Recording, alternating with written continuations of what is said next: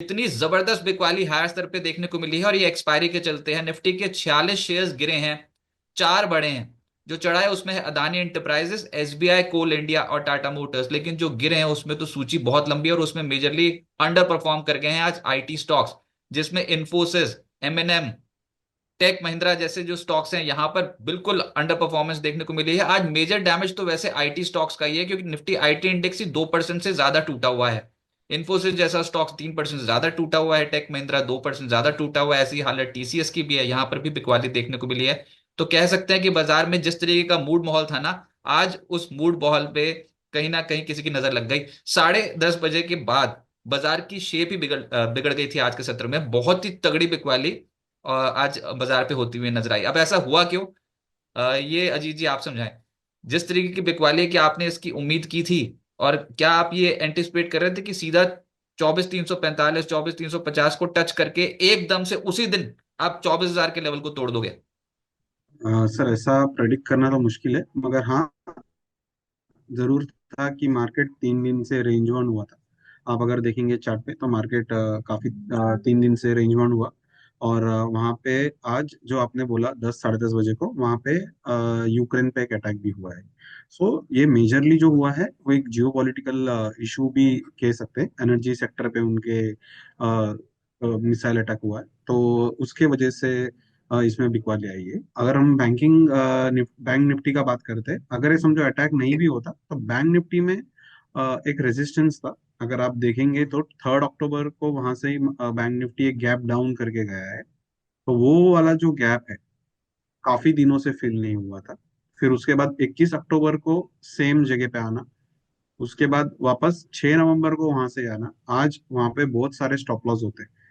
तो ये grab of liquidity बोला जाता है। जब सेम जगह पे मार्केट इक्वल टॉप्स बनाता है, तो वहां पे मार्केट ने आज सुबह ग्रैब कर दिया लिक्विडिटी और उसके बाद नीचे आया। तो एक स्टॉप लॉस हंटिंग का कॉन्सेप्ट होता है, जहाँ पे गैप एरिया में अगर इक्वल हाइज बनते पहले और मार्केट जाके ग्रैब करती है सबको, व्यू बदल देती है और रिवर्स हो जाता है। तो बैंक निफ्टी में मुझे कुछ ऐसा अचरज नहीं हुआ, मगर निफ्टी में डेफिनेटली मैं एक्सपेक्ट नहीं कर रहा था इतना जल्दी इतना गिरेगा। बट रीजन था मेन आज का जियो पॉलिटिकल थिंग, जो उसके वजह से आज ये हुआ है। अब निफ्टी 24,000 के स्तर के नीचे चला गया है, तो क्या आप एक्सपेक्ट कर रहे हो कि यहां से और बिकवाली बढ़ेगी, या फिर ये बस वन ऑफ था और आज एक्सपायरी का प्ले है, तो कल से हम चढ़ना शुरू हो जाएंगे? मेरे लिए जो नेक्स्ट इम्पोर्टेंट डिमांड जोन है वो 23,750 से लेके 23,650 तक का है। वहां तक मार्केट को एक रिट्रेसमेंट देना चाहिए। आप देखेंगे कि मार्केट ने जो 21 नवंबर को लो मारा और वहां से मार्केट नॉन स्टॉप 900 पॉइंट की बढ़ोतरी दी। उसका एक 61% रिट्रेसमेंट जो है वो हेल्दी करेक्शन मान सकते हैं। मगर रिट्रेसमेंट कितने दिन में आता है वो जरूरी है। अगर 1 2 दिन में आ गया तो मुझे लगता है फॉल पिछले वाला लो को भी ले जाने में सक्षम रहेगा। हम उसको अवॉइड नहीं कर सकते, क्योंकि we are in a downward trend.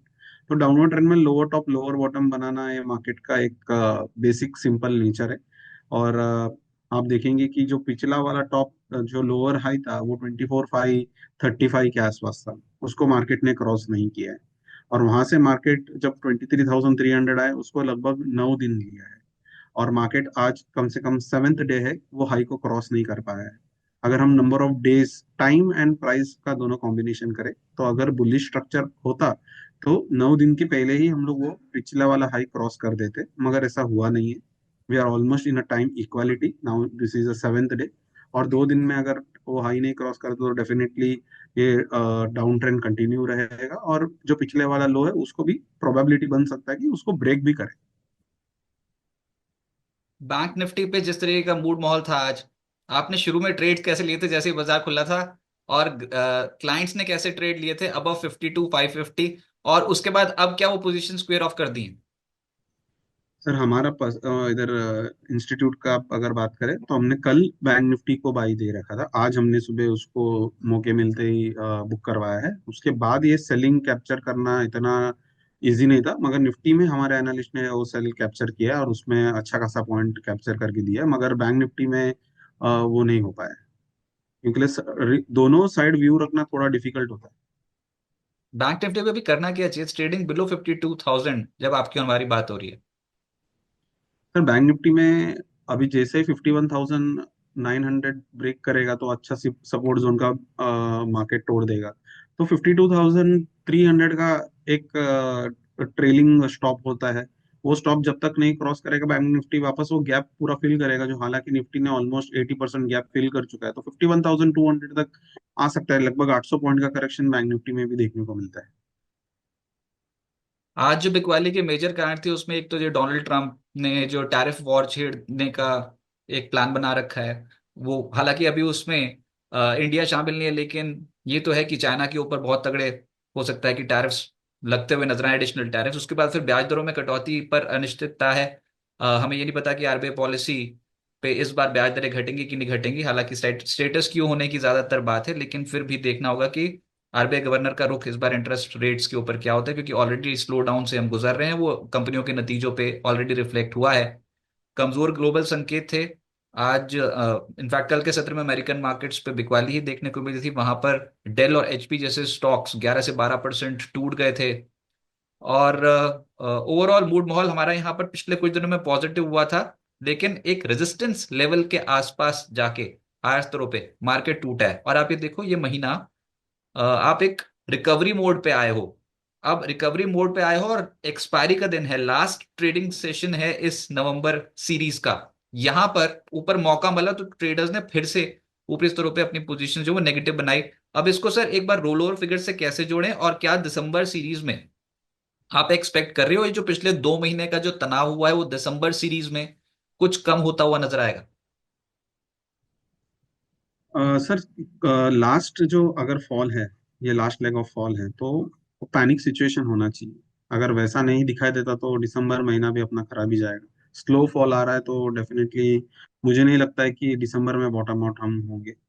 और काफी दिन बीत चुके हैं। 27 सितंबर से हम रिट्रेसमेंट ही नहीं दे रहे। अभी लास्ट ये जो इलेक्शन चलता हुआ पॉजिटिवनेस था थोड़ा बहुत, उसके चक्कर में मार्केट ने रैली दिया है। महाराष्ट्र गवर्नमेंट जब आ गई, बीजेपी सरकार, तो वहां पे थोड़ा पॉजिटिव सेंटिमेंट हुआ था मार्केट का। अदरवाइज मार्केट ये उछाल भी शायद ही देती। तो अभी सबसे इम्पोर्टेंट है कि मार्केट किधर रुकेगा वो सोचने से अच्छा मार्केट का क्या लेवल के बाद हम पॉजिटिव होना चाहिए वो ज्यादा जरूरी है। तो अभी तक फिलहाल मुझे लगता है कि 24,530 ये लेवल अगर क्रॉस नहीं करता तो बुलिश ज्यादा होना जरूरी नहीं लगता है लोगों को। शॉर्ट टर्म छोटे मोटे जब सपोर्ट के पास आएंगे तो एक पोजीशन बना सकते हैं। अदरवाइज बहुत मीडियम टर्म टू ज्यादा एक लंबा नजरे से बुलिश अभी मत बनो। जैसा हमने बताया कि स्टॉक एसआईपी वो अलग है, दोनों को मिक्स भी नहीं करना है ट्रेडिंग में। शॉर्ट टर्म पर्सपेक्टिव से मार्केट में चलो तो पैसा बनेगा। अच्छा, फिर ये पैसा कहाँ बनेगा? आपके रडार पर कौन से स्टॉक्स हैं जो अगर गिरावट आ जाए, इंपॉर्टेंट लेवल से बाजार आ जाए, तो उनको धीरे धीरे करके एक्यूमुलेट कर सकते हैं? आपके टॉप 3 पिक्स कौन से होंगे? पहले जो पिक है हम देखेंगे, आज फर्टिलाइजर सेक्टर में थोड़ा ट्रैक्शन देखने मिला है। तो उस हिसाब से हमने आरसीएफ एक स्टॉक है रेकमेंड किया है। आरसीएफ अगर आप देखेंगे तो वीकली में भी एक सपोर्ट के पास से घूम रहा है, और डेली पे भी एक double bottom kind of a pattern बनाया है। और आज अगर वो 172 के ऊपर अगर क्लोजिंग देगा तो कंफर्मेशन आएगा नेकलाइन के ऊपर उनका बंदाना विद वॉल्यूम्स। तो ये एक आरसीएफ एक स्टॉक है जो मुझे बेटर लगता है कि अगर मार्केट में गिरावट भी आए तो ये थोड़ा सस्टेन करेगा और इसमें रैली आ सकती है। इसके बाद आप अगर देखेंगे तो टीआई इंडस्ट्री है। वो भी एक डबल बॉटम पैटर्न बनाया है, मल्टीपल बॉटम्स बनाए हैं, लोअर विक्स है कंटिन्यूस, और आरएसआई में पॉजिटिव डाइवर्जेंस है डेली टाइम फ्रेम पे। Tube ADX investment. में, हाँ, yes, tube investment of India.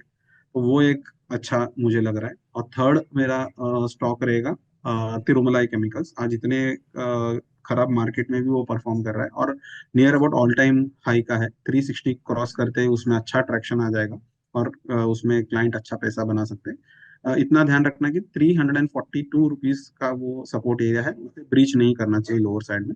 तो ये तीन स्टॉक है, तिरुमलाई, आरसीएफ और टीआई ट्यूब इन्वेस्टमेंट, इसमें पैसा बना सकते हैं।